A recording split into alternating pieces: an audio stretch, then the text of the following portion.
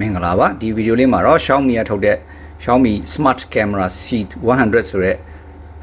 surveillance camera လေးကိုအိမ်မှာရှိတဲ့ Wi-Fi နဲ့ဘယ်လိုချိတ်မယ်ပြီးတော့ကိုယ့်ဖုန်းက Mi Home app နဲ့ချိတ်ပြီးတော့ဘယ်လိုသုံးလဲဆိုတော့ကျွန်တော်ပြောပြပေးပါမယ်ဒီ camera ဘူးထဲမှာပါလာတာကတော့ဒီ C100 camera ပါမယ် user manual ပါပါတယ်သူ power supply ပေးဖို့အတွက် cable ပါပါတယ်တစ်ဖက်က type C ခေါင်းပါနောက်တစ်ဖက်ကတော့ type A ပါဒီ type A ကတော့ကျွန်တော်တို့power supply ပေးမဲ့ဘက်ကိုသွားအောင်မှာဖြစ်ပါတယ်။နောက်ဒီမှာကျတော့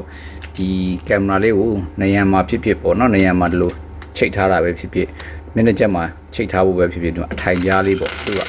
အထိုင်ပြားလေးရဲ့အထိုင်ပြားကိုဆွဲဖို့အတွက်ဝက်ဦးလေးရဲ့သူကဒီ camera ရဲ့အောက်ကအထိုင်လေးမှာဒီအဝိုင်းလေးကိုချိတ်ထားလို့ရတယ်အဲ့တော့ဒီအဝိုင်းလေးကိုကျွန်တော်နေရာမှာဆွဲထားမယ်ဒါမှမျက်နှာချက်မှာချိတ်ထားမယ်ပြီးလို့ရှိရင် camera ကိုချိတ်လိုက်လို့ရတယ်သူ့ကိုဝက်ဦးနဲ့ဆွဲဖို့အတွက်ဝက်ဦးပါတယ် wall plug ပါတယ်ပြီးတော့ဝက်ဦးအပေါက်ဖောက်ဖို့အတွက် guide sticker လေးလည်းပါပါတယ်အဲ့တော့ဒီ camera လေးကိုတစ်ချက်ပြန်ကြည့်မယ်ဆိုတော့ camera မှာရှေ့မှာ camera lens ရှိမယ်အပေါ်မှာ Mi ရှိတယ်ဒီနေရာမှာ status light ဆိုတော့လေးရှိမယ်အောက်မှာ microphone လေးရှိပါတယ်ဒီဘက်ဘေးမှာတော့ reset button လေးရှိပါတယ်ပြီး micro SD ကထည့်တဲ့အပေါက်လေးရှိပါတယ်နောက်မှာတော့ speaker ရှိမယ်ဒီအောက်မှာတော့ power supply ကြိုးထိုးဖို့အတွက်ခေါင်း type C အပေါက်လေးရှိပါတယ်ဒါကတော့ manual shutter လေးပါเนาะဒီ camera ကိုခဏတစ်ဖြုတ်မရိုက်စေခြင်းဆိုလို့ရှိရင်ဒီလိုပိတ်ထားလို့ရအောင်လို့ပါဒီ camera လေးမှာလိုအပ်နေတာလေးကတော့သူနဲ့ချိတ်သုံးမှုအတွက် power supply ဖြစ်ပါတယ်ဒီ camera အတွက်5 volt 1 ampere အနည်းဆုံးလိုပါတယ်အဲ့ဒါကိုကျွန်တော်တို့ mobile phone charger တွေမှာပေးနိုင်ပါတယ် mobile phone charger တွေကအခုနောက်ပိုင်းမှာအနည်းဆုံး2 ampere လောက်ထွက်ပါတယ်5 volt ပါပဲဒါကြောင့်မို့လို့အဲ့ဒီ mobile phone charger တခုကိုကျွန်တော်တို့သုံးမယ်သူ့ရဲ့အပေါက်ကသာ type A အပေါက်ဖြစ်မယ်ဆိုလို့ရှိရင်ဒီချိုးမှာရှိတဲ့ type A အပေါက်ထိုးလို့ရတယ်ဆိုရင်သုံးလို့ရမှာဖြစ်ပါတယ်နောက်တစ်ခုကတော့သူ့ရဲ့ memory ပါဒီ camera မှာရိုက်ထားတဲ့ဗီဒီယိုလေးတွေကိုတင်ထားတာ3နည်းရှိပါတယ်တစ်ခုကတော့ဒီမှာ micro SD ကလေးထည့်ပြီးသုံးလို့ရတယ်တင်ထားလို့ရတစ်ခုကတော့သူတို့ရဲ့ Xiaomi cloud service ကို subscribe လုပ်ပြီးတဲ့ခါကျတော့သူတို့တင်ခိုင်းထားလို့ရတယ်နောက်တစ်ခုကတော့ကိုယ်အိမ်မှာရှိတဲ့ Wi-Fi နဲ့ချိတ်ထားတဲ့ NAS ဆိုတဲ့ server system မှာ save လုပ်ထားလို့ရတယ်ကျွန်တော်တို့က NAS လည်းမရှိဘူး Xiaomi cloud ကိုလည်း subscribe မလုပ်ချင်ဘူးဆိုတော့ micro SD ကကိုထည့်ပါမယ် micro SD ကကိုထည့်တယ်ဆိုတဲ့နေရာမှာ8 GB ဒါမှမဟုတ်လို့ရှိရင်အများဆုံးကတော့256 GB အထိရှိတဲ့ micro SD ကလေးတွေသုံးလို့ရပါတယ်။သူက record လုပ်တဲ့ video တွေက 2K quality ရှိတဲ့အတွက် file size ကြီးပါတယ်။အဲ့ဒီ file တွေကို record လုပ်ဖို့ဆိုလို့ရှိရင် record လုပ်ဖို့ဒီ memory card မှာ write speed ကအနည်းဆုံး6 MB per second ရေးနိုင်မှုလိုတယ်တဲ့။အဲ့ဒါကြောင့်မလို့ဒီ card ရဲ့ specification မှာ card သူတို့class တွေခွဲထားတဲ့နေရာမှာ class 6နဲ့အထက်ပေါ့နော် class 6ဆို6 MB per second ညမယ် class 10ဆိုလို့ရှိရင်10 MB per second ညမယ်အနည်းဆုံး class 6ရှိတဲ့ကတ်ကိုသုံးရပါမယ်တချို့ကတ်တွေမှာတော့ခုနောက်ပိုင်းလာတဲ့ခါကျတော့သူက unit V ဆိုပြီးတော့လာတယ်နော် U1 ဆိုလို့ရှိရင်ဒါ10 MB V10 ဆိုလို့ရှိရင်10 MBပေါ့နော်တချို့ကကျတော့ U1 V30 ဆိုရရှိမယ်အဲဆိုရင်10 video အတွက်ဆိုလို့ရှိရင်30 MB per second ထိသူတို့ write လုပ်ပေးတယ်ပေါ့နော်နောက်တစ်ခါ U3 V30 လည်းရှိတယ်ဒီ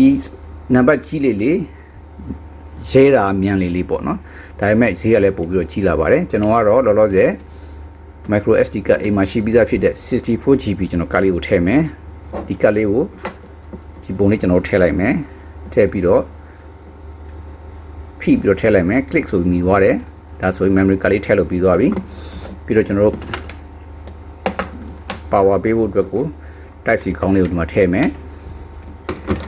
ဒီဘက်ထိပ်ကိုကြတော့ခုနပြောတဲ့ USB charger ခေါင်းလေးမှာကျွန်တော်ထည့်လိုက်မယ်ဒါဆိုလို့ရှိရင်ဒီ camera လေးကိုသုံးဖို့အတွက်စနစ်ဖြစ်ပါပြီဒီ charger တုံးလေးကို power မှာထိုးပြီးလို့ရှိရင်သူကအလုပ်စလုပ်ပါမယ်အဲ့တော့ကျွန်တော် camera ကို prepare လုပ်ပြီးသွားပြီဆိုလို့ရှိရင်တခြားလိုအပ်ချက်လေးကိုကျွန်တော်ပြင်ဆင်ရမှာဖြစ်ပါတယ်ပထမဆုံးဒီ camera ကိုအိမ်မှာရှိတဲ့ Wi-Fi နဲ့ချိတ်ထားဖို့လိုအပ်တယ်အဲ့ဒီ Wi-Fi ကိုဒီ camera နဲ့ချိတ်ပေးဖို့အတွက်တယ်လီဖုန်းကနေပြီးတော့တစ်ဆင့်သုံးအောင်ဖြစ်တယ်တယ်လီဖုန်းထဲမှာ Xiaomi Home ဆိုတဲ့ app တွေထည့်ထားဖို့လိုတယ် Xiaomi Home app ကိုသုံးဖို့အတွက်ကလည်း Xiaomi account တစ်ခုရှိဖို့လိုပါတယ်အဲ့တော့ကျွန်တော်တို့ Xiaomi Home ဆိုတဲ့ app ကိုကျွန်တော်စပြီးတော့ထည့်မယ်အဲ့ဒီ app ကို Android ဖုန်းတွေမှာဆိုလို့ရှိရင်လည်း Google Play Store ကနေရှာပြီးလို့ရပါတယ် Apple ဖုန်းတွေမှာဆိုလို့ရှိရင်လည်း Apple App Store ကနေရှာလို့ရပါတယ် Xiaomi ဒါမှမဟုတ်လည်း Mi Home ပေါ့နော် Mi Home ဆိုပြီးတော့ရိုက်ထည့်လိုက်ပါပြီးလို့ရှိရင်သူပြတဲ့ထဲမှာဒီမှာ MJ ဆိုတဲ့ပုံလေးနဲ့ရှိတယ် Xiaomi Home ပြီးတော့ Beijing Xiaomi Mobile Service ပေါ့နော်ဒီထုတ်တဲ့ company နာမည်ပါတယ်အဲ့ဒါကြောင့် home ဟုတ်ကျွန်တော်စီစစ်ကြည့်လို့ရတယ်ပေါ့နော်ဒါဆိုရင်မှန်ပါတယ် install လုပ်လိုက်မယ်သူ download လုပ်ပြီးတော့ရင်တော့ install လုပ်ပါမယ်ပြီးတော့ပြီဆိုရင်တော့ကျွန်တော်ဒီကနေပြီးတော့ open ဆိုပြီးကျွန်တော်ဖွင့်လို့လည်းရပါတယ်ဒါမှမဟုတ်လို့ရှိရင်ကျွန်တော်တို့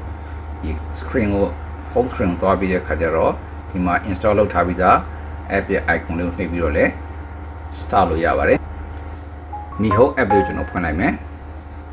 ပထမဆုံးကကျွန်တော်တို့ပြောထားတဲ့ terms and condition ကိုကျွန်တော် agree လုပ်ရပါတယ်ဒါထုံးစံတိုင်းပါပဲ agree လုပ်ပါ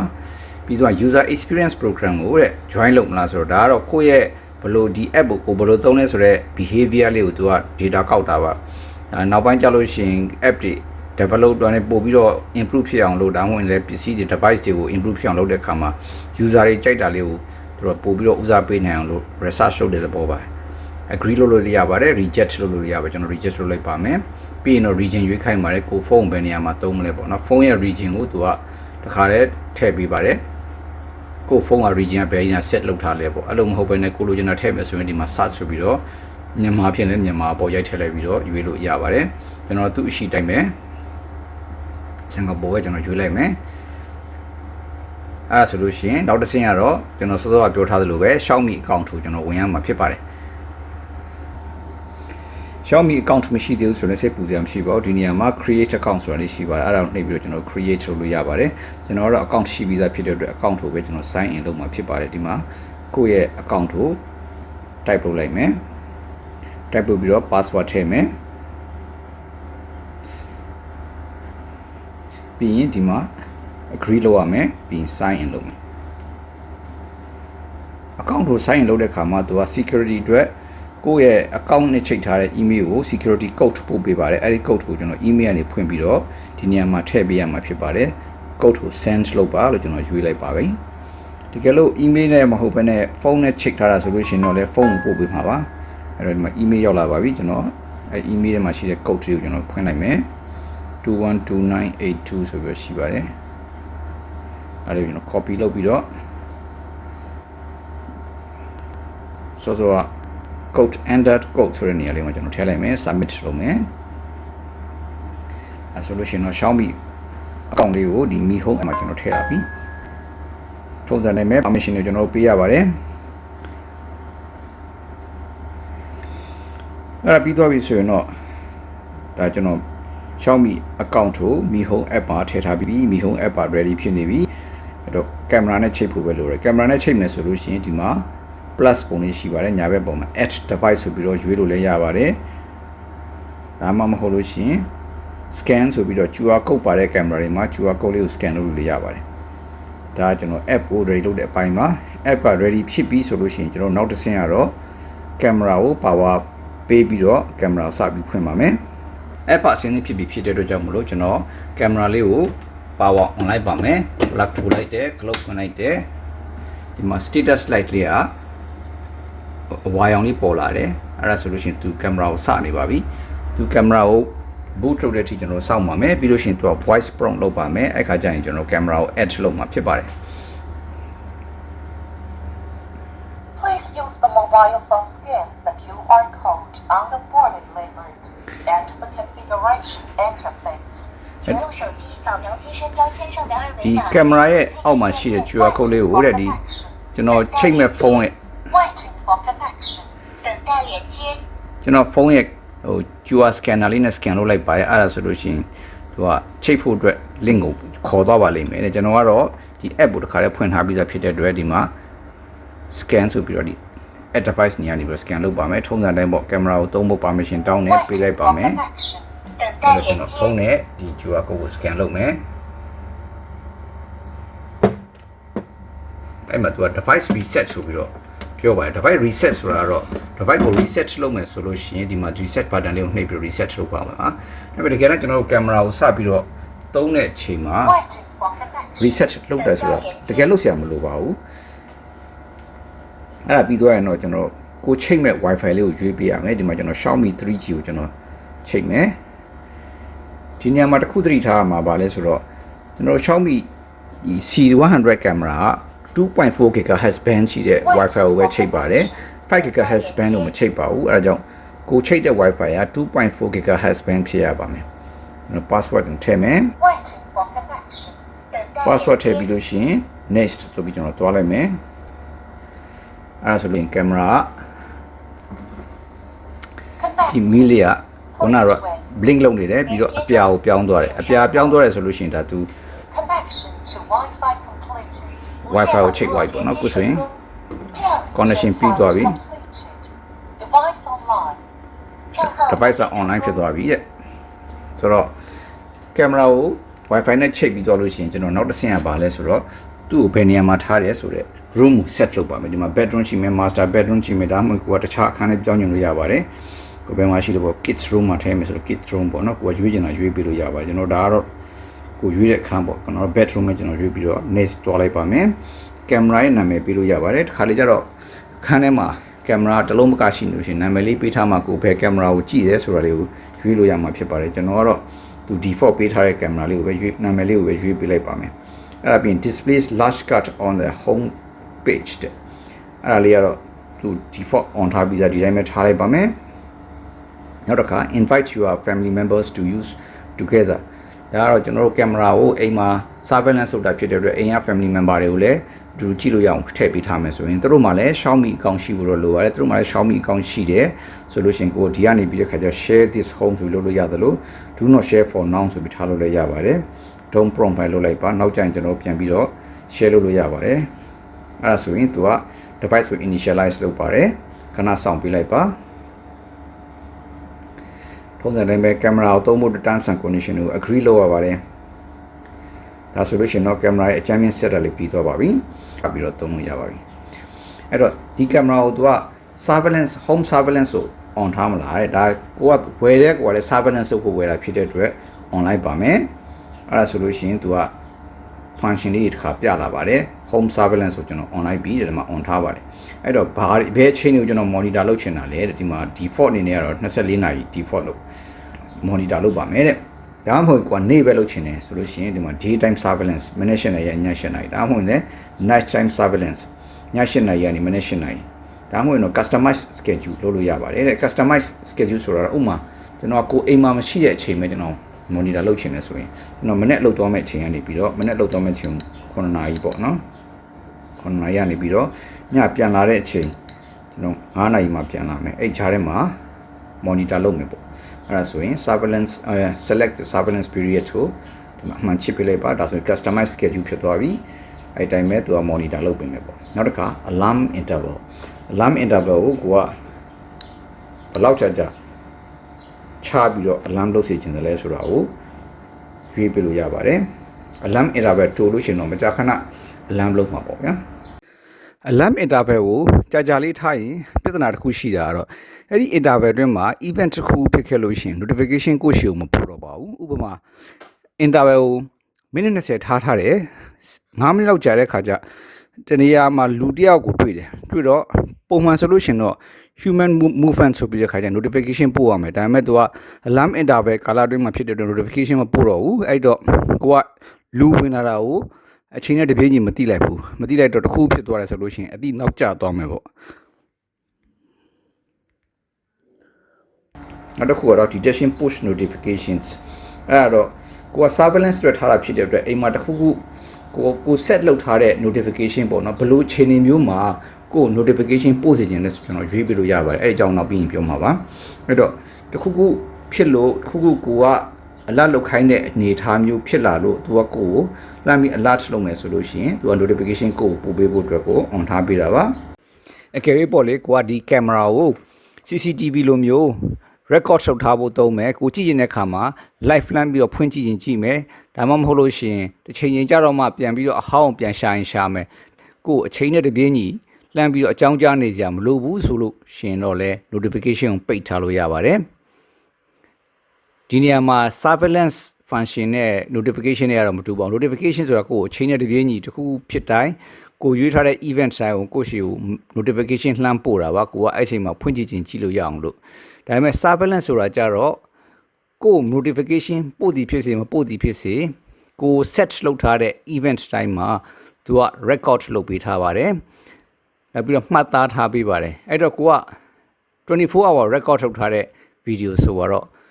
ဒီနေ့အိမ်ထဲကိုလူတယောက်ဝင်ခဲ့တယ်လို့ကိုကမတင်ငါဖြစ်တယ်အဲ့ဒါကိုပြန်ကြည့်ခြင်းတယ်အဲ့ဒါဆိုလို့ရှိရင်ဘယ်ချိန်မှအတိအကျမသိလို့ရှိရင်ဒီတိုင်းဗီဒီယိုတစ်ခုလုံးကိုဖွင့်ပြီးတော့ထိုင်းဆောင်မကြည့်နေမယ်စာခုနလို events လေးတစ်ခုဆိုတော့ motion detection ဒါမှမဟုတ် human detection ရှိတဲ့ surveillance video လေးတွေကြီးပဲရှာကြည့်လိုက်လို့ရှိရင်ကိုကအလွယ်တကူရှာလို့ရနိုင်ပါတယ်ဥပမာဆိုတော့ကိုကအခန်းထဲမှာဟိုအိမ်မှာရှိတဲ့ဝန်ထမ်းတွေကိုကိုအခန်းထဲကိုပေးမဝင်မှုဒါပေမဲ့ကိုမတင်ကာဘူးဝင်သွားတယ်လို့ယူဆတယ်ဘယ်တော့ဝင်သွားမှလည်းမသိဘူးအဲ့လိုဟာမျိုးမှာဗီဒီယိုအဟောင်းပြန်ရှာတာမျိုးကြတော့ခုနလို surveillance function လေးတွေ on ထားလို့ရှိရင်ရှာရတာပို့ပြီးတော့လွယ်ပါတယ်ဒါကြောင့်ကျွန်တော်သဘောကတော့ notification မလိုလို့ on မထားဘူးဆိုရင်တော့ surveillance function လေးကိုတော့ on ပြီးတော့ record ထုတ်ထားတာမမှားဘူးလို့ထင်ပါတယ်ပြီးရင်တော့ event notification type ဘယ်လိုအခြေအနေမျိုးတွေမှာ notification ကိုပို့စေချင်တယ်လဲဆိုတော့ကျွန်တော်ဒီကနေရွေးပါမယ်သူအကုန်လုံး on ထားပါတယ်ကျွန်တော်တစ်ခုချင်းစီကိုပြန်ပြီးပြောပြပေးပါမယ်အဲ့တော့ push one motion movement detected ဆိုတော့ကိုယ့်ရဲ့ surveillance area မှာကိုကတခုခုလှုပ်ရှားမှုတွေ့လို့ movement တစ်ခုတွေ့လို့ရှိရင် notification ပို့ပေးပါဆိုရင်ဒီမှာ online ပါ someone entered geofence area geofenced area ဆိုတာ geofence ဆိုတာဘာလဲဆိုတော့စပြီးတော့သိရမှာဖြစ်ပါတယ် geofence ဆိုတာပုံမှန်အဖြစ်တော့ကျွန်တော်ကင်မရာရဲ့မြင်ကွင်းထဲမှာရှိသမျှအကုန်လုံးကိုကျွန်တော် detect လုပ်ပြီးတော့ notification ပို့တယ်ဒါပေမဲ့ဒီကင်မရာမှာထူးခြားတာ area အားလုံးကို notification ဟို detect မလုပ်ရှင်ဘူးဒါမှမဟုတ်ရှင်ကင်မရာရဲ့မြင်ကွင်းတွေကတချို့ data တွေမှာပဲတချို့ area လေးတွေမှာလှုပ်ရှားမှုရှိရင်တော့ကို notification ပို့စေခြင်းနဲ့တချို့နေရာတွေမှာလှုပ်ရှားမှုရှိလို့ရှိရင် notification မပို့လဲရပါတယ်ဆိုလို့ရှိရင် geofence ဆိုပြီးတော့ area လေးကိုကျွန်တော်ရွေးပေးလို့ရပါတယ်ဥပမာဆိုတော့ကင်မရာတခန်းလုံးကိုမြင်နေရတယ်ဒါပေမဲ့တကားနေရာလေးမှာပဲကျွန်တော်က geofence လုပ်ထားမယ်အဲ့တော့တကားကိုအဖွင့်ပေးလို့ရှိရင်ကို notification ပို့မယ်ဒါပေမဲ့တကားကိုဖွင့်ပေးလို့တာမဟုတ်ဘဲနဲ့အခန်းထဲမှာလူကသွားလာနေလို့ရှိရင်တော့ notification မပို့ဘူးဒါဥပမာပေါ့နော်အဲ့ဒါဆိုလို့ရှိရင်တော့ geofence area တွေကိုတယောက်ကဝင်လာတယ်အဲ့တော့ကိုကတကားနေရာလေးကို area လေးကို geofence ဆိုပြီးတော့လုပ်လိုက်တယ်အဲ့ထက်ကိုတယောက်ဝင်လာတယ်ဆိုရင် notification ပို့မယ်ဒါကို someone entered geofenced area ဆိုပြီးရွေးပေးလိုက်ပါဒါမှမဟုတ် someone left geofenced area ဒါဘာလဲဆိုတော့ဥပမာအဖြစ်ဟိုအိမ်မှာကလေးတယောက်ကိုကဟိုဆော့ဖို့နေရာပေးထားတဲ့ကလေးဒီမှာနေဆော့နေကိုကမျိုးကြောင့်မချက်နေမယ်ကလေးကအဲ့နေမှာမလို့တနေရာကိုထသွားတယ်အဲ့ကိုသူ့ဘောင်ခတ်ပေးထားတဲ့နေရာနဲ့ကြော်သွားတယ်ဆိုလို့ရှိရင်ကို notification ပို့မယ်အဲ့ဒါမျိုးပေါ့တခါ push notification when the baby cries ဒါကတော့ကလေးငယ်လေးတွေဟိုတချို့ကတော့လေအခန်းခွဲအိတ်လို့ monitor လုပ်တာရှိတယ်တချို့ကကြတော့လေကိုကနောက်ဖေးမှာအလုပ်လုပ်နေလို့ကိုကအပြင်မှာခဏအလုပ်လုပ်နေလို့မလို့အိမ်ထဲကကလေးငိုလို့ရှိရင်မသိမှဆိုပြီး notification ပို့ခံလို့ရတယ် loud noise notification ဒါကတော့ဥပမာပေါ့ကိုကအိမ်မှာမရှိဘူးတယောက်ကတကားဖွင့်ပြီးဝင်လာတယ်တကားဖွင့်တဲ့အတန်ကြားတယ်ဆိုလို့ရှိရင် notification ပို့မယ်ဒါမှမဟုတ်တယောက်ကအိမ်ထဲကိုဝင်လာတယ်ပစ္စည်းတစ်ခုကိုတိုက်မိတယ်ဒါမှမဟုတ်ပစ္စည်းတစ်ခုကိုယူရတယ်အတန်ကြဲကြားတယ်အဲ့လိုဆိုလို့ရှိရင်အဲ့ဒီအတန်ကြားလို့ရှိရင် notification ပို့ပါဆိုပြီးတော့ပို့ခိုင်းတာမျိုးပါ motion detected ဆိုတော့ motion ကိုယ့်ရဲ့ဟိုကင်မရာရဲ့မြင်ကွင်းထဲမှာ motion တစ်ခုကိုတွေ့မယ်ဆို notification ပို့ပါဆိုတာမျိုးရွေးပေးလို့ရပါတယ်ဒါကိုကြိုက်တဲ့ notification ကိုရွေးပေးလို့ရပါတယ်အကုန်လုံးရွေးထားလဲဘာမှပြဿနာမရှိပါဘူးဒါကိုသဘောပါကိုဒီကင်မရာကိုဘယ်လိုမျိုး function ကိုသုံးစေခြင်းလဲပုံမူတည်ပြီးတော့သူက option တွေအများကြီးပေးထားတဲ့သဘောပါအဲ့တော့ကျွန်တော်တို့က surveillance လုပ်တဲ့အနေနဲ့ record တွေလုပ်ထားတယ်အဲ့ဒီ record တွေဘယ်လိုကြည့်မလဲဆိုတော့ကျွန်တော်ကင်မရာလေးကိုအရင်ဖွင့်လိုက်မယ်ကင်မရာလေးကိုဖွင့်လိုက်လို့ရှိရင်အဲ့ live view ရဲ့အောက်မှာ surveillance ဆိုပြီးတော့ပေါ်ပါတယ်အဲ့အောက်မှာလည်းဘာ surveillance ရှိလဲဆိုတော့ပြထားပါတယ်ဒီမှာပြန်ဖွင့်လိုက်လို့ရှိရင်ဒီမှာပြပါတယ်အဲ့တော့ဒီ surveillance type ပေါ်မူတည်ပြီးတော့ဟာလာ person move လား loud noise လားအဲ့ကိုရှာခြင်းတဲ့ surveillance video ဒီကနေပြီးရှာလို့ရပါတယ်ဒီမှာတစ်ခါ yes ဆွဲရှိပါသေးတယ်ဘယ်နေ့က surveillance video လဲဟိုရက်ကိုရွေးပြီးတော့အဲ့ဒီရက်မှာရှိတဲ့ surveillance video type ကိုကျွန်တော်ပြန်ရွေးလို့ရပါတယ်အဲ့တော့ခုန home surveillance သူ့ရဲ့အောက်မှာပါရှိလဲဆိုတော့ playback ဆိုတာလေးရှိပါတယ် playback ဆိုတာလေးကတော့ကို record လုပ်ထားပြီးသား video ကိုပြန်ပြီးတော့ကြည့်တာပါဒီ ဒီမှာဆိုလို့ရှိရင်ဒီ playback ကိုဒီညမှာသူက motion ဒီမှာအောက်ကအရောင်လေးနဲ့ခွဲထားတာလေးတွေက person moved ဒါမှမဟုတ် entered geofence area စသဖြင့်ပေါ့နော်သူရဲ့ function လေးရှိပုံမူတည်ပြီးတော့သူ record လုပ်တာဘာကို record လုပ်တာလဲဆိုတာကိုမြင်သာအောင်လို့အရောင်ခွဲပေးထားတာပါကိုကြည့်ချင်တာကိုရွေးပြီးတော့ကြည့်လို့ရအောင်ခွဲပေးထားတာဖြစ်ပါတယ်ပြီးလို့ရှိရင်အောက်မှာ storage management မှာနှစ်ခုရှိပါတယ်ထုံးစံတိုင်းပဲ allow လုပ်ပါ record လုပ်ထားတဲ့ video လေးတွေကိုသူပြပေးပါမယ်အဲ့ဒါကိုကိုကဖွင့်ကြည့်လို့ရတယ်ပြီးရင်အဲ့ဒါကို select လုပ်မယ်ဒီပုံမှာ edit ဆိုတာရှိပါတယ် edit ကိုနှိပ်လိုက်မယ်ဒါဆိုရင် select all ပေါ့နော် select all မဟုတ်ဘဲနဲ့တစ်ခုချင်းစီကို select လုပ်လို့ရပါတယ် save လုပ်ချင်လည်းရတယ် delete လုပ်ချင်လည်းရတယ် delete လုပ်မယ်ဆိုရင်ဒါ delete လုပ်ရဒါတော့ကိုရဲ့ဟို camera ထဲမှာရှိတဲ့camera ရဲ့ memory card ထဲမှာရှိတဲ့ video တွေကိုဘယ်လို manage လုပ်မလဲပေါ့နော်ဒါ storage management မှာဒီအပေါ်မှာတော့ SD card status ဆိုတော့ရှိပါတယ်အဲ့ဒါလေးနှိပ်လိုက်ရင် SD card management ကိုရောက်သွားပါတယ်အဲ့တော့ SD card status မှာ good လို့ပြတယ် memory block သုံးထားတယ်ပေါ့နော်နောက်ပြီးတော့ storage on off ဆိုတော့ဒီ SD card ထဲမှာ store လုပ်ချင်တယ်ဆိုရင် on လိုက်ပါတခြားမှာ store လုပ်မယ်ဆိုရင်တော့လည်း off လုပ်ထားလို့ရပါတယ် recording mode က always လား always ဆိုတော့တစ်ချိန်လုံး record လုပ်နေရင်တော့ memory ကခဏလေးပြည့်သွားမှာပေါ့နော်အဲ့လိုမှမဟုတ်ဘူးဆိုလို့ရှိရင် record events ပဲလုပ်မလား record events ပဲလုပ်မယ်ဆိုလို့ရှိရင်တော့ခုနကလို motion ကို detect လုပ်တာပဲဖြစ်ဖြစ် clean ဟိုလိုပဲဖြစ်ဖြစ်အတန်ကျယ်လိုပဲဖြစ်ဖြစ်တခုခုလှုပ်ရှားမှုကိုတွေ့လို့ပဲဖြစ်ဖြစ်အဲ့လိုအချိန်ယူမှာပဲသူက record လုပ်ပါမယ်အဲ့တော့တစ်ချိန်လုံး record မလုပ်နေတော့ပါဘူးနောက်တစ်ခုကတော့ format SD card ဆိုတော့ SD card ကဟို function မကောင်းလို့ပဲဖြစ်ဖြစ်ဒါမှမဟုတ်ရင်မလိုတော့လို့ပဲဖြစ်ဖြစ်အကုန်လုံး format လုပ်ချလိုက်မယ်ဒါမှမဟုတ်ရင်တစ်ခါတည်းကျကျွန်တော်တို့ SD card ကငကိုတော့ SD card က file format ကတစ်မျိုးဖြစ်နေတဲ့ကြောင့်မလို့ထည့်လိုက်တဲ့အခါမှာ malfunction ဖြစ်နေတယ်အဲ့ဒါဆိုရင်ကျွန်တော် format လုပ်ပေးဖို့လိုပါတယ်အဲ့ဒါဆိုရင် okay လုပ်လိုက်ပါ unmount SD card ဒါကတော့ကျွန်တော်တို့တစ်ခါကြရင် cut ကိုလဲကျင်တာပဲဖြစ်ဖြစ် cut ထဲက video ကျွန်တော်ဖွင့်ကြည့်ချင်လို့ပဲဖြစ်ဖြစ် cut ကိုထုတ်မယ်ဆိုရင် camera power ပိတ်ပြီးထုတ်ရင်တော့ပြဿနာမရှိပါဘူး camera power မပိတ်ဘဲနဲ့ cut ကိုပဲထုတ်ချင်တယ်ဆိုလို့ရှိရင်တော့ unmount လုပ်ရပါမယ်မဟုတ်လို့ရှိရင်ထဲရ file တွေတချို့ပြတ်သွားပြီးတော့ကိုဖွင့်ကြည့်တဲ့အခါမှာဖွင့်လို့မရပဲဖြစ်တတ်ပါတယ်ဒါကျွန်တော်တို့ computer ကနေပြီးတော့ဟို computer မှာတက်ထားတဲ့ဒီ external drive တွေကို eject လုပ်တာနဲ့ခက်စင်နေမှာပဲဒါကတော့ storage management ပါအောက်ကတော့ AI features တွေဘာတွေလဲဆိုတော့ခုနက surveillance မှာကျွန်တော်ရွေးထားတဲ့ဒီ events type ပေါ့နော်အဲ့ဒါကိုဒီမှာတစ်ခုချင်းစီပြန်ပြီးတော့အသေးစိတ်ပြန်ပြီး set လုပ်တာပါ baby crying ဆိုလို့ရှိရင်ဒီမှာရွေးပြလိုက်မယ် online မှာဟုတ်ပြီဒါဆိုတော့ပြဿနာမရှိဘူး baby crying ကို on ထားတယ် geofence ခုနပြောတဲ့ geofence ပေါ့နော် geofence ကိုကျွန်တော်တို့သုံးကျင်တယ်ဆိုလို့ရှိရင် geofence ကို on လိုက်မယ် on လိုက်တဲ့ခါမှာသူကကိုယ့်ရဲ့ဘယ်နေရာမှာ geofence ကို area ကိုရွေးမလဲဆိုတာကို set geofenced area ဆိုပြီးရွေးခိုင်းပါတယ်နှိပ်လိုက်ပါနှိပ်လိုက်တဲ့ခါမှာသူက landscape လို့ပြောင်းသွားတယ်ပြီးတော့ဒီမှာဘောင်လေးနဲ့ပြတယ်ဒါကကို fence လုပ်ချင်တဲ့နေရာပေါ့နော်ကျွန်တော်ကဒါကိုဒီ brain ပေါက်နေရာလေးကိုကျွန်တော် geofenced လုပ်ချင်တယ်အဲ့နေရာလေးကိုကျွန်တော်ရွေးလိုက်မယ်ဒါဆိုလို့ရှိရင်ဒီ area လေးက geofenced area ပေါ့နော်အဲ့ဒါကိုအမှန်ချစ်ပေးလိုက်မယ်ဒါဆို geofenced area ရွေးပြီးသွားပြီရွေးပြီးသွားလို့ရှိရင်အောက်မှာပါလဲဆိုတော့ geofenced area မှာလူဝင်လာလို့ရှိရင် notify လုပ်စီချင်တာလားအဲ့ဒါဆိုရင် someone enter geofenced area ကို tick လုပ်လိုက်ပါဒါမှမဟုတ်ရင်အဲ့ဒီ fence area ကနေထွက်သွားတာကို notify လုပ်စီချင်တာဆိုရင်ဒီမှာ tick လုပ်ပေးလိုက်ပါshow geofence ဆိုတော့ကိုကင်မရာကိုကြည့်လိုက်လို့ရှိရင်ဗီဒီယိုမြင်တာနဲ့ဘယ်နေရာမှာ geofence ရှိတယ်ဆိုတော့မြင်အောင်ဘောင်ခတ်ပြခိုင်းတာပါအဲ့လိုဘောင်ခတ်ပြခိုင်းစီခြင်းနဲ့ဆိုရင်တော့ show geofence ကိုရွေးလိုက်ပါဘောင်ခတ်ပြစရာမလိုဆိုရင်တော့လည်း show လုပ်ခိုင်းစရာမလိုပါဘူး show လုပ်တာကောင်းပါတယ်ပြီးတော့ loud noise ဆိုတော့ပြောသလိုပဲအတန်ကြားလို့ရှိရင် notification ပို့ဖို့အတွက်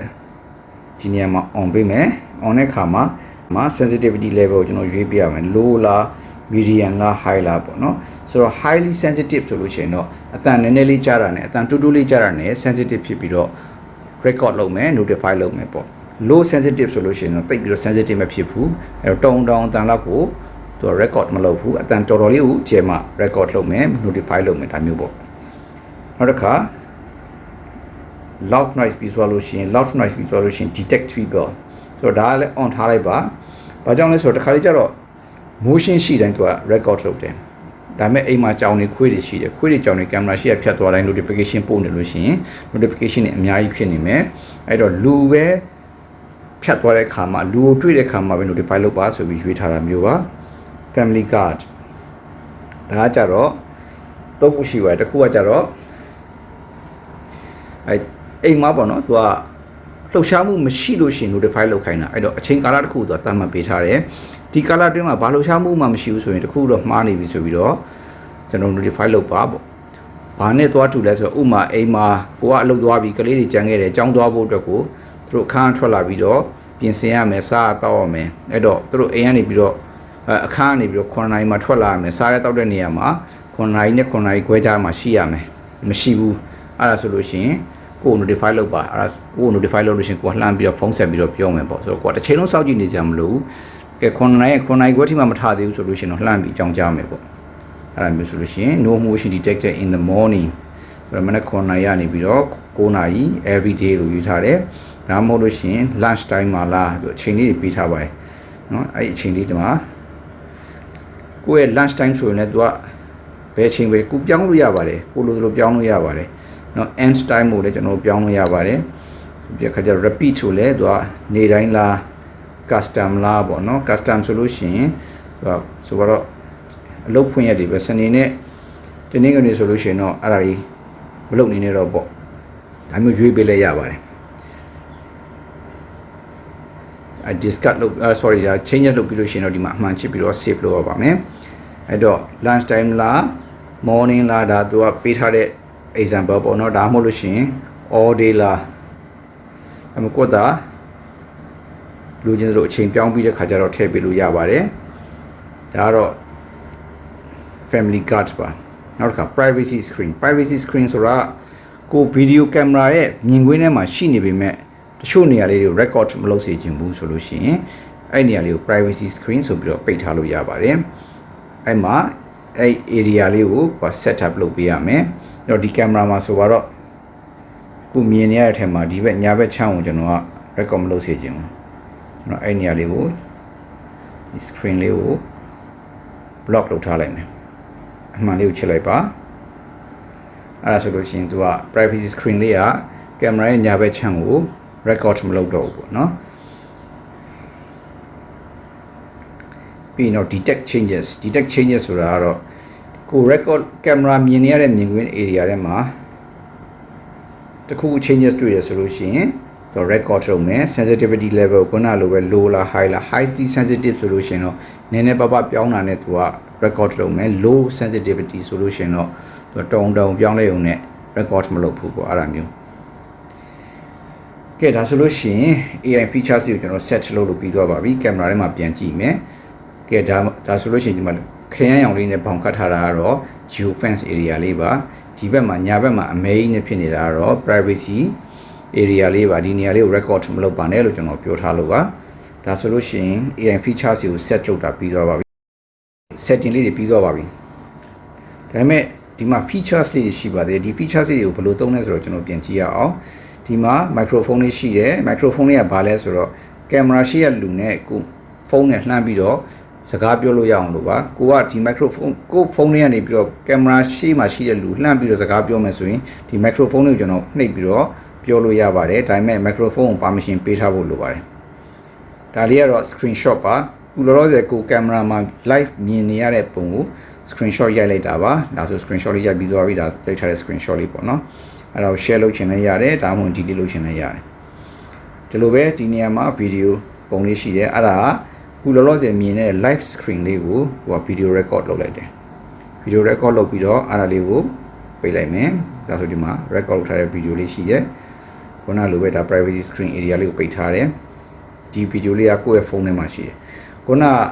သူ record လုပ်နေတာ camera ရဲ့ memory card ထဲမှာရှိတယ်အခုကျွန်တော်ရဲ့ဖုန်းထဲမှာရှိတဲ့ဟာလေးကို share လုပ်ချင်လည်းရတယ် delete လုပ်ချင်လည်းရတယ်ဒါ camera record ဒါလေးကတော့ sound and light alarm လေးပါကျွန်တော်စမ်းပြပါမယ်ဒါလေးကိုနှိပ်လိုက်လို့ရှိရင်သူဒီမှာပြတယ် light and sound alarm the light and the sound alarm will last for 30 seconds second 30သူကမီးမယ်မီးရလဲလင်းမယ်အဲ့ဒါကိုဖွင့်ထားပြီးတော့ ပြန်ပိတ်ချင်တယ်ဆိုလို့ရှိရင်ဒီ close လေးကိုပဲနှိပ်ပြီးပြန်ပိတ်လိုက်လို့ရတယ်ဒါမှမဟုတ်လို့ရှိရင်စက္ကန့်30ကြာရင်သူ့အတူပိတ်သွားမယ်အဲ့တော့ကျွန်တော်တို့light and sound alert လေးကိုကျွန်တော်စမ်းကြည့်ရအောင်နှိပ်လိုက်မယ် okay အဲဆိုလို့ရှိရင်မီးကလည်းမိတ်တို့လုပ်တယ်အတန်လည်းမီးတယ်ဒီမှာလည်းပြနေတယ်စက္ကန့်30ကြာရင်သူ့တူရက်မယ်တဲ့ဒါကတော့ motion detector ဆိုပြီးတော့ alert ပါကျွန်တော်ရှိရောက်လာတယ်ပေါ့နော်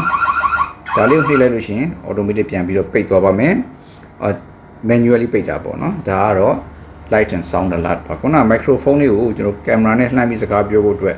microphone ဖွင့်မယ်ဆိုရင်ပထမဆုံးတော့ permission ကိုပေးဖို့လိုပါတယ်ပေးပြီးသွားပြီဆိုလို့ရှိရင်တော့ microphone ကျွန်တော်ဖွင့်လိုက်မယ်ဖွင့်လိုက်လို့ရှိရင်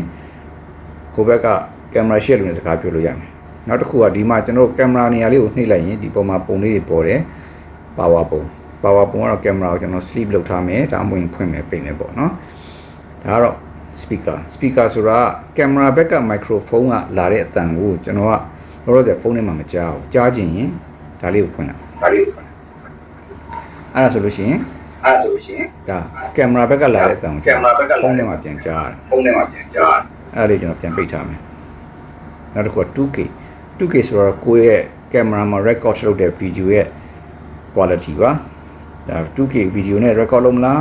480 နဲ့ record လုပ်မလား auto ဆိုပြီးရွေးမလားကြိုက်တာရွေးထားလို့ရပါတယ်ဒါကတော့ record လုပ်တဲ့ video ဒါကတော့ light เนาะဆိုတော့ camera မှာဟိုပုံမှာရှိတဲ့မီးလုံးလေးကိုကျွန်တော်ဖွင့်မယ်ပိတ်မယ်ကျွန်တော်တမ်မီထိုးလို့ခဏဖွင့်ထားခြင်းနဲ့ဆိုလို့ရှိရင်သုံးလို့ရပါတယ်ဖွင့်လိုက်မယ်ဒါဆိုရင်သူကဘာပြောလဲဆိုတော့ဒီ spotlight ကို remain active for 1 minute 10 minute ကြာရင်သူပိတ်သွားလိမ့်မယ်ဒါမှမဟုတ်တော့ပိတ်ချင်တယ်ဆိုလို့ရှိရင်တော့လေခလုတ်လေးကိုပြန်ဖိတ်လိုက်ရင်နှိပ်လိုက်ရင်ရတယ်ပေါ့နော်ခုကျွန်တော်ဖွင့်လိုက်ပြီဆိုရင်မီလေးလင်းလာပြီအဲ့ဒါကိုပြန်မပိတ်ထားလိုက်ရင်10 minute နေသူပိတ်သွားမယ်ဒါမှမဟုတ်တော့ပြန်ပိတ်ချင်တယ်ဆိုရင်တော့ဒီမှာပြန်ပြီးပိတ်လိုက်ကြာဒီဘက်ဘေးကဟာလေးကတော့ဒီကိုမြင်နေရတဲ့ video screen လေးကို full screen ဖြစ်အောင်ပြောင်းတာပါအဲ့တော့ဒါပြီးသွားရင်ကျွန်တော်ခုနကပြန်သွားမှာဒီ speaker လေးကိုပြန်သွားပါမယ် speaker ကိုကျွန်တော် permission ပေးထားပြီးပြီကိုဘက်နဲ့ဒီဘက်နဲ့စကားပြောမယ်ဆိုရင်ကိုပြောတာကိုလည်းသူကြားဖို့လိုတယ်သူပြောတာလည်းကိုကြားဖို့လိုတယ်ကိုက microphone နဲ့ဒီဘက်နဲ့ဖုန်းဖွင့်လိုက်တယ်ဆိုတာနဲ့ကိုဘက်က speaker ဖွင့်သွားသလိုကိုဘက်က microphone အတန်ကိုလည်းကိုစီကြားအောင်ဒီမှာဖွင့်လိုက်တယ်ဒါပိတ်လိုက်ရင်နှစ်ခုလုံးပြန်ပိတ်သွားတယ်အဲ့တော့ကိုဘက်ကအတန်ပဲကြားကျင်နေဆိုရင် speaker ရဲ့ပုံလေးကိုပဲဖွင့်လိုက်ကိုဘက်ကအတန်ကိုပဲကိုကြားတယ်ကိုယ့် microphone ကိုယ့် microphone ကိုဘက်က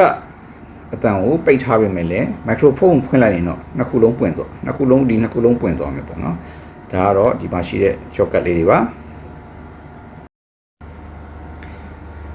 ဒီ setup လေးပြီးသွားတဲ့အခါကြာလို့ရှိရင်တခြားဒီ camera မှာရှိတဲ့ setting လေးတွေ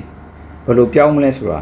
သိဖို့လိုနေပါသေးတယ်ဘာကြောင့်လဲဆိုတော့ကျွန်တော် camera ကို control လုပ်ဖို့အတွက် setting လေးတွေရှိပါတယ်အဲ့ဒါလေးတို့ဒီအပေါ်မှာညာဘက်ပေါ်မှာရှိတဲ့ set 30ကိုနှိပ်လိုက်ပါထုံးစံနဲ့ဒါ menu ပါအပေါ်ဆုံးမှာရှိတဲ့ camera settings ပါ camera settings ကိုနှိပ်လိုက်မယ် status lights on status light ဆိုတာတော့ camera ရဲ့အောက်ခြေမှာရှိတဲ့မီးလေးပါအဲ့ဒါ on ထားလို့ရှိရင် camera ရဲ့အနေအထားကိုသိရတယ်ပေါ့နော် camera ရဲ့ status ကိုသိရတယ်ပေါ့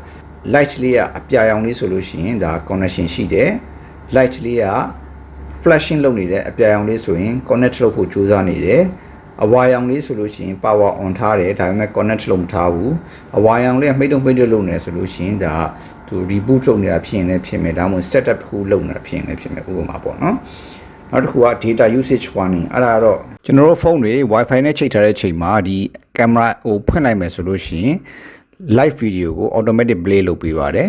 ဒါပေမဲ့ mobile data ပဲသုံးနေတဲ့အချိန်မှာဆိုလို့ရှိရင်တော့ camera ကိုဖွင့်လိုက်ရင်လည်းဒီ live video ကို automatic play မလုပ်တော့ပါဘူးကိုက manually ကိုကြည့်ရင်လည်းဆိုမှဖွင့်ကြည့်လိုက်အဲ့ဒါဆိုလို့ရှိရင်တော့ play လုပ်ပေးပါတယ်ပြီးရင်ပြန်ပေးလိုက်ပေါ့နော်အဲ့တော့ဒီ automatic play လုပ်နေလို့ mobile data အလဟတကုန်မှာကိုချွေတာပေးတဲ့သဘောပါနောက်တစ်ခုတော့ night light ပါ night light ဆိုတာဒီ camera ရဲ့အပေါ်မှာရှိတဲ့မီးလေးကိုကျွန်တော်ညမီးအနေနဲ့သုံးတယ်အဲ့ဒါလေးကို online မယ် online setting လေးတွေရှိတယ်တစ်ခုကတော့ brightness အဲ့တော့မီးကိုများလင်းနေသလားနည်းနည်းလင်းနေသလားပေါ့နော်များလင်းမယ်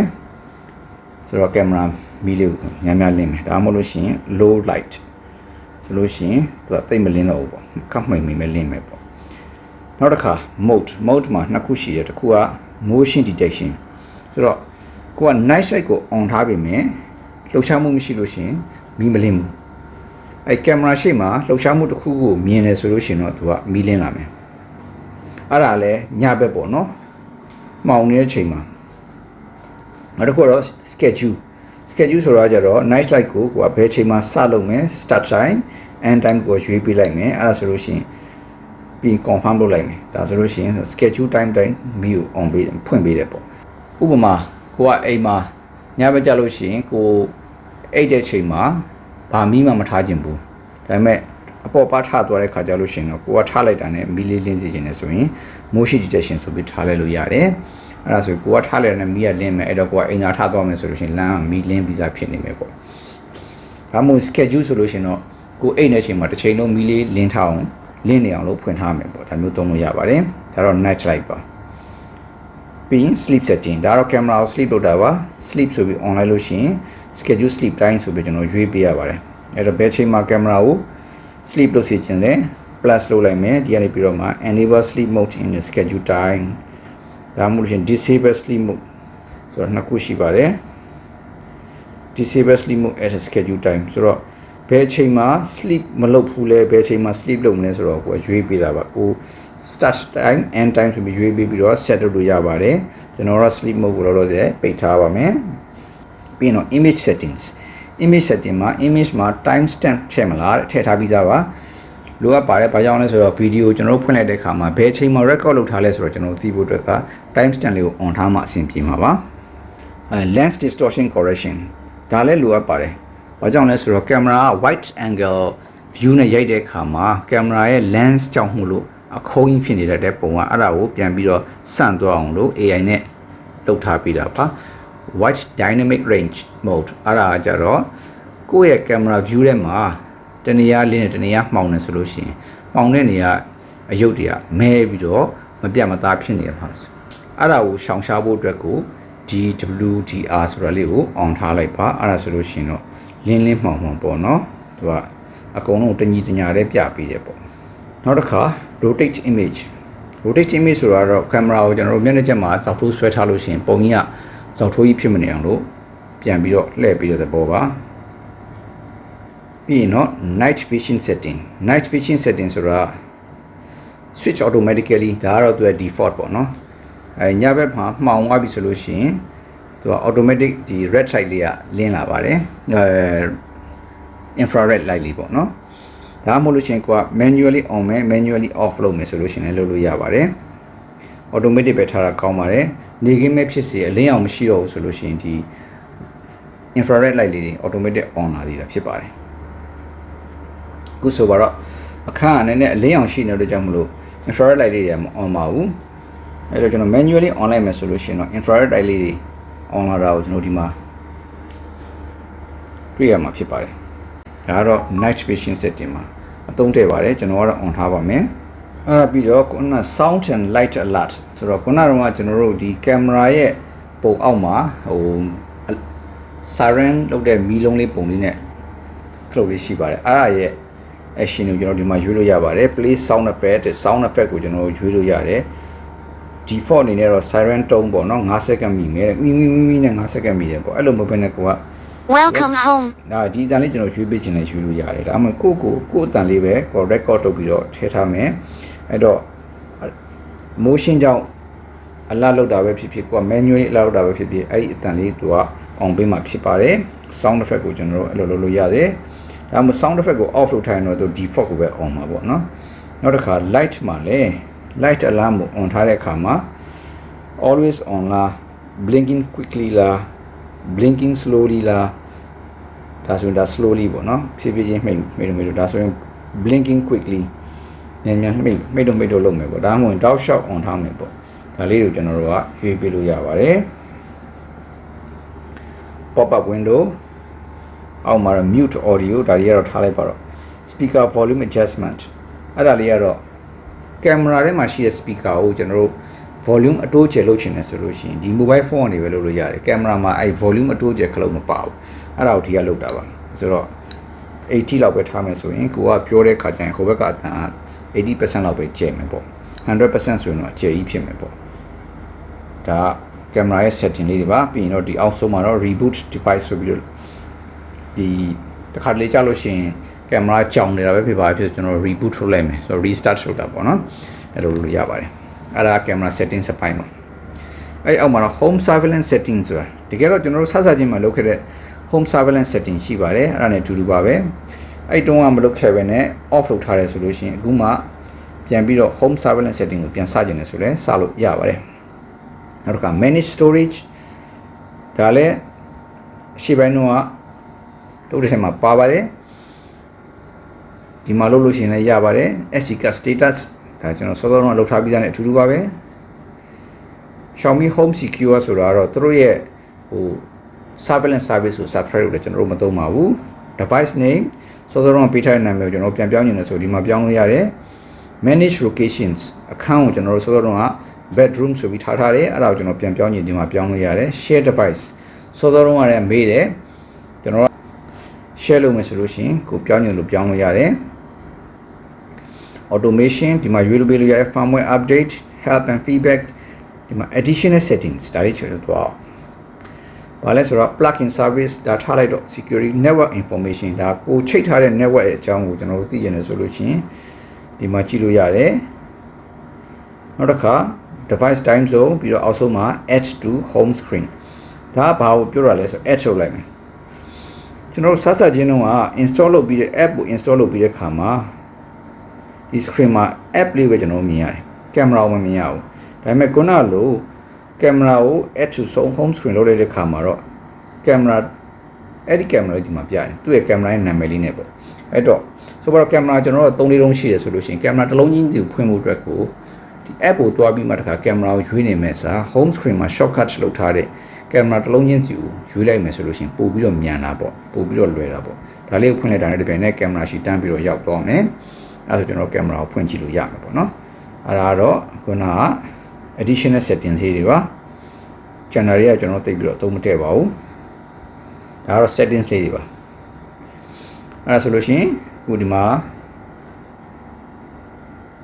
camera geofence privacy setting light and sound alert ဒါပုံမှန်အဖြစ်ဒါလေးတွေကအလိုတကူ shortcut တွေထည့်ထားပြီးသားဖြစ်ပါတယ်ကင်မရာပိတ်ချင်တယ်ဆိုဒီမှာပိတ်လို့ရတယ်အခုဆိုလို့ရှိရင်ကျွန်တော် Xiaomi C100 ကင်မရာလေးကို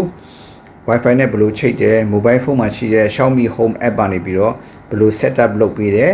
ဘယ်လို control လုပ်တယ် setting တွေကိုဘယ်လိုချိန်နေဆိုတော့အခြေခံလှုပ်ဆောင်ချက်တွေအကုန်လုံးကိုပြောပြလို့ပြီးသွားပြီဖြစ်ပါတယ်အားလုံးကျေးဇူးအများကြီးတင်ပါတယ်အားလုံးအဆင်ပြေကြပါစေ